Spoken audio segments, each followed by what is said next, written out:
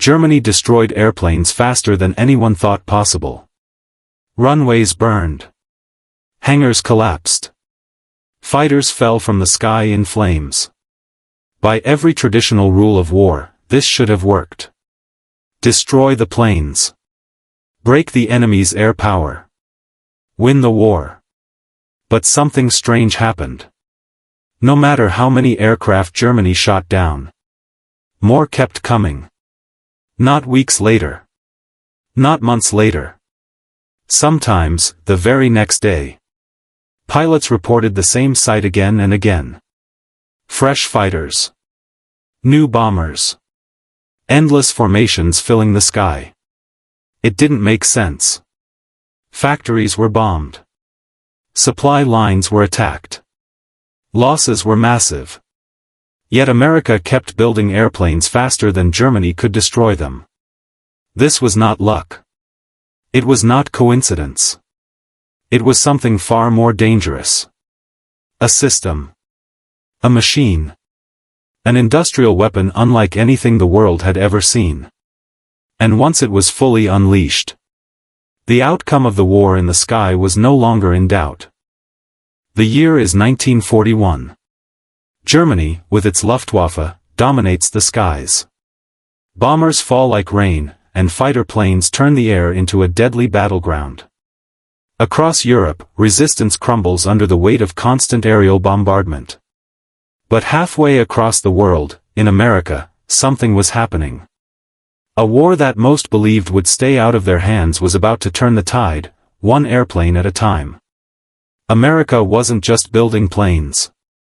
It was building an industrial powerhouse that would change the face of war. Factories, once focused on civilian production, now churned out planes at a scale and speed that no one had ever imagined.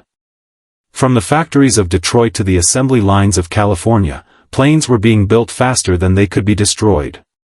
This wasn't by accident. This was the result of a calculated strategy, fueled by the necessity of war and a relentless drive for victory. But the real story wasn't just in the planes themselves. It was in the factories that never stopped, the workers who never slowed down, and the ingenuity that turned the industrial landscape into the ultimate weapon. In the end, the skies would no longer belong to the enemy. America was about to rewrite the rules of aerial warfare, forever. At the start of World War II, Germany had mastered the art of air superiority. The Luftwaffe, under the leadership of men like Hermann Göring, dominated the skies over Europe with terrifying efficiency. The blitzkrieg tactics, fast, overwhelming, and merciless, left little room for resistance. It was a method that worked. The Germans had perfected it. They crushed everything in their path. The strategy was simple: destroy the enemy's planes before they could take off. Prevent them from ever reaching the battlefield. And so, day after day, German bombers and fighters wreaked havoc on airfields, on factories, and on the heart of the Allied air forces. But there was a problem. No matter how many planes were destroyed, no matter how many Allied pilots were lost in battle, new ones kept appearing. The factories kept churning out aircraft. And America, with its immense industrial might, became the backbone of this relentless production. In the summer of 1942, as Germany continued its aerial assaults, something began to shift. The U.S. aircraft manufacturers, Boeing, Douglas, Lockheed, were producing at an unprecedented rate.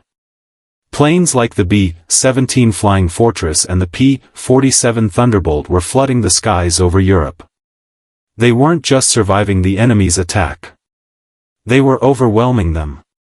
Every time the Luftwaffe thought it had the upper hand, a new wave of American planes would descend from the clouds. They were built to fight back. To endure. To keep coming, no matter what. The Germans couldn't keep up. They had underestimated America's ability to adapt. They didn't just face an enemy on the battlefield.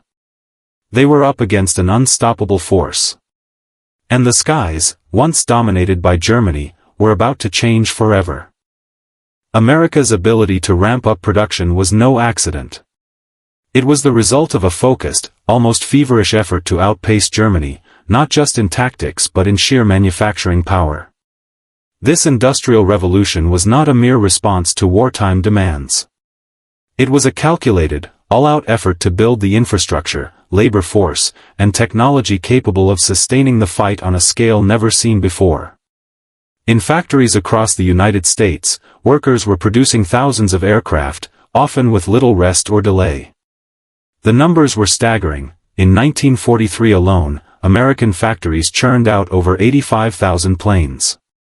The speed of production left the enemy stunned. Where Germany had relied on traditional, slower methods of aircraft building, America had embraced mass production techniques, assembly lines, standardized parts, and a workforce that worked day and night to meet the demand. America was not just building planes, it was transforming its economy into a wartime machine. Manufacturers who had once made civilian goods like cars and refrigerators quickly converted their production lines to produce bombers, fighters, and transport planes. Ford, General Motors, and Chrysler, brands known for consumer goods, were now building aircraft that would fly into the heart of enemy territory. As the years went on, the planes kept coming. Faster than the Luftwaffe could destroy them. American workers, from women on the factory floor to soldiers on the front lines, became a symbol of the country's resilience. Together, they made an impossible task possible. They turned the tide of the war, one aircraft at a time. And so, while Germany focused on attacking the planes that were already in the air, they failed to notice the ever-growing fleet of aircraft waiting to take their place. Every plane that fell was soon replaced, stronger and faster than the last. And with each new plane that took to the skies, Germany's advantage grew smaller, and America's chance at victory grew larger. As the war raged on, it wasn't just the sheer number of planes that started to turn the tide, it was the innovation and resilience embedded in every American aircraft. The engineers, designers, and workers were not content with simply building planes. They were determined to make them better, stronger, faster, and more lethal with every iteration. The B-17 Flying Fortress, for example, wasn't just a bomber. It was a symbol of America's industrial might and ingenuity. Heavily armored, with a crew of up to 10, it was designed to withstand enemy fire and keep flying despite the odds. German fighters often found themselves outmatched in dogfights, with the B-17 proving remarkably resilient. It became the backbone of America's bombing campaigns, terrorizing German industrial centers, oil fields, and transportation lines. But the real game-changer came with the P-47 Thunderbolt. Originally designed as a ground attack fighter, it became one of the most successful and versatile planes in the sky. Powered by a massive engine and armed with 8.50 caliber machine guns, the P-47 was nearly indestructible. Its robust design meant it could take significant damage and still return home. Pilots loved it for its firepower and ability to stay in the air longer than its counterparts. These planes were not just machines of war, they were symbols of perseverance, built by an America determined to outlast the enemy. Each new plane that rolled off the assembly lines represented another step toward victory. In the skies over Europe, the Luftwaffe found itself fighting against not just an enemy, but a force of nature. It wasn't simply about air combat anymore. It was about overwhelming industrial might, the strength of numbers, and the unyielding spirit of the American war machine. By 1943, the skies over Europe had become a battleground like no other. The Luftwaffe had once ruled the air, but with every passing month, they found themselves fighting against an ever-growing fleet of American aircraft. The numbers were staggering, and it wasn't just the quantity that made the difference, it was the quality of the American planes. While Germany focused on tactical strikes to break enemy production, they failed to grasp the scale of what America was achieving. Every attack on a factory, every bomb dropped on an airfield, seemed to have little impact. Aircraft production continued at a relentless pace, and soon, the Allies began to take control of the skies. American pilots, many of them fresh out of training, now had the advantage of superior aircraft. The P-51 Mustang, which would join the fight in late 1943, quickly became the most feared fighter in the skies. With its long-range capabilities, the Mustang was able to escort bombers deep into enemy territory and protect them from Luftwaffe interceptors. It was a turning point. No longer were bombers sitting ducks. The Mustang turned the tables, allowing American bombers to strike deep into the heart of Germany without fear of being shot down. But the key to America's success wasn't just the aircraft, it was the American spirit of innovation and persistence. The planes that were built were designed not just to fight but to endure. Engineers constantly tweaked designs to make them more efficient, more powerful, and more capable of surviving the harshest conditions. With every battle, the Luftwaffe's power weakened. What had once seemed invincible was now on the back foot. As American air superiority took hold, Germany's hope of winning the air war began to fade. The skies were no longer theirs. They belonged to America now. As the Allied bombers soared over Germany's industrial heartland, the damage they inflicted began to accumulate. American planes weren't just bombing targets, they were eroding the very foundation of Nazi Germany's war machine. Each bombing raid was a strike not only at factories but at the soul of the German war effort. While the Luftwaffe was forced to defend their skies, their resources were stretched thinner with each passing day. But it wasn't just the sheer numbers of bombers that made the difference. The P-51 Mustang, a fighter that had once been plagued with design issues, had evolved into a weapon that could change the course of air combat. It could escort bombers all the way to their targets, ensuring the bombers reached their objectives and returned home. The long-range capabilities of the Mustang made it a game-changer. By now, the Luftwaffe was facing a problem they hadn't anticipated. Not only were American bombers hitting them harder than ever, but they were also facing a relentless series of fighter planes, armed with devastating firepower and an unyielding will to fight. The P-47 Thunderbolt, already feared by enemy forces, continued to gain fame for its ability to absorb punishment and still complete its mission. These planes, rugged and relentless, were becoming symbols of America's industrial power and military might. Yet, it wasn't just the aircraft themselves that had turned the tide, it was the network of factories, workers, and leaders behind them. From Detroit to the heart of California, the American war machine was like an unstoppable tidal wave, steadily overwhelming the Axis powers. Each plane produced, each new design developed, was a step closer to victory. And with every raid, every aerial battle, the Luftwaffe found itself losing its grip on the skies. The Allies had arrived, and they weren't going anywhere. The turning point in the war came not from the front lines but from the skies above. With each passing month, the Luftwaffe's ability to defend its territory weakened. The sheer number of American planes was no longer just a matter of attrition. It was a demonstration of industrial prowess that no one had anticipated. What Germany had failed to recognize was the resilience of the American war machine. The factories, the workers, and the technology all came together in a perfect storm that Germany could not stop. American aircraft had evolved to the point where they weren't just surviving, they were thriving. The B-17 Flying Fortress, with its heavy armor and superior firepower, had become a symbol of endurance. It could take hit after hit and still finish its mission. The German fighters, once able to sweep through enemy formations with ease, now found themselves outgunned and outnumbered. They could not sustain their attacks for long before retreating, while American bombers and fighters pressed on with relentless efficiency.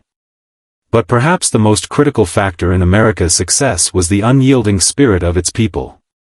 This was not a war fought only by soldiers and pilots. It was a war fought by a nation. From the factories to the training camps, from the engineers to the assembly line workers, everyone had a role to play. Women entered the workforce in unprecedented numbers, taking on jobs traditionally reserved for men. Farmers became factory workers. Teachers became trainers for pilots. America was unified in its effort, and it showed in the skies above. With each successful mission, the Allies gained more momentum.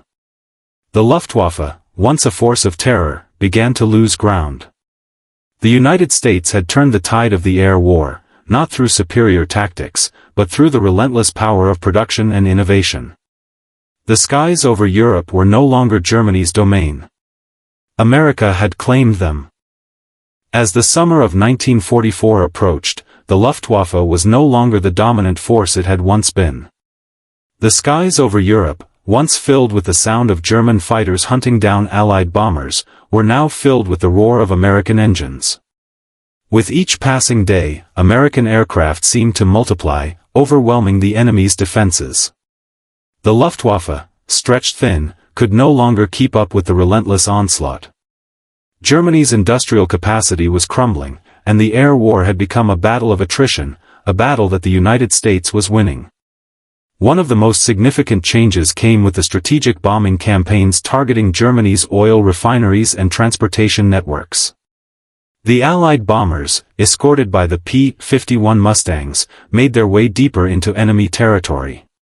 They hit targets that were critical to the German war effort, from fuel depots to factories producing the very weapons that had once given Germany a fighting chance. These bombing runs crippled Germany's ability to sustain its war machine, slowing down production and draining vital resources. The effectiveness of these campaigns was amplified by the sheer number of planes.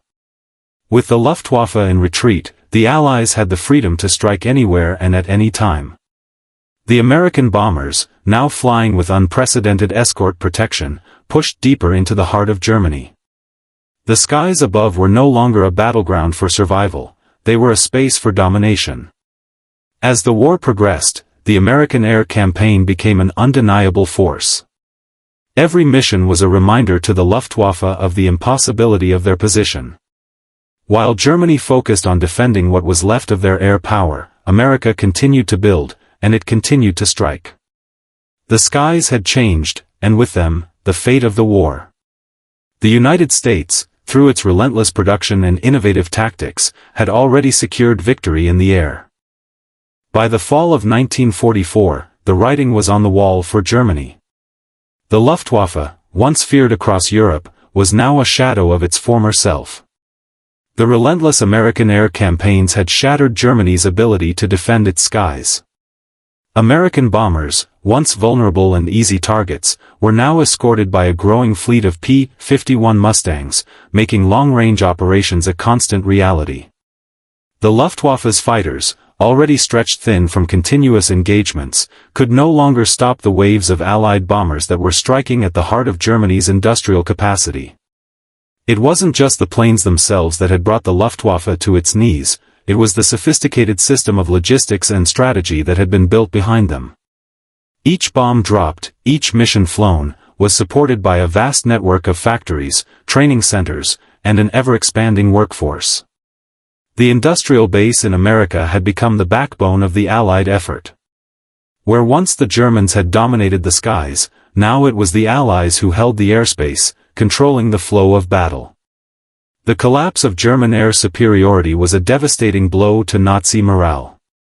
The realization that no matter how many planes the Luftwaffe launched, they were always outnumbered, outgunned, and outpaced, had a psychological toll. Even the most skilled pilots began to question their chances. As the American forces gained dominance in the air, their success became self-perpetuating. Every victory over the Luftwaffe fueled further production, which in turn led to even more victories. In the air, Germany's hopes began to vanish. What had once been an unthinkable scenario, a complete reversal of air dominance, had now become a reality. The skies had been reclaimed by America, and with it, the course of the war. The Luftwaffe could no longer stop the steady march of the Allied forces.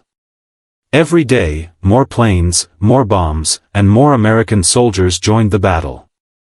The air was now a battleground of opportunity, and the Allies had seized control. As the war drew to a close, the world had witnessed a new era of warfare.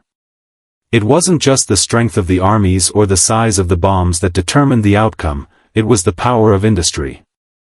America's ability to outproduce and outmaneuver Germany in the skies was the defining factor in the victory. The lesson of the air war was simple yet profound. In modern warfare, the industrial backbone of a nation is just as important as its military strategy. The United States, once an industrial giant in the making, had shown the world what true wartime production could accomplish. By shifting civilian factories into war production, the nation created an unstoppable flow of military equipment. Every plane, every tank, every weapon that rolled off the assembly lines was a testament to America's capacity to not only meet the demands of war but to exceed them. The American workers, those on the factory floor, the engineers, the pilots, became the unseen force that fueled victory. Germany, on the other hand, had failed to adapt in time. While the Luftwaffe was a formidable force in the early years, its inability to keep up with the speed and scale of American production spelled its downfall. As America flooded the skies with new and improved aircraft, Germany could not match the pace. The Germans, reliant on their existing methods and infrastructure, found themselves outclassed, not just in tactics, but in industrial might. The real lesson of World War II was that wars are not only won with weapons and strategy, they are won with the ability to outlast and outproduce the enemy. The Allied victory, and America's role in it, proved that the industrial power of a nation could change the course of history. The skies were no longer just a place for battle, they were a place where industrial might and innovation led to triumph.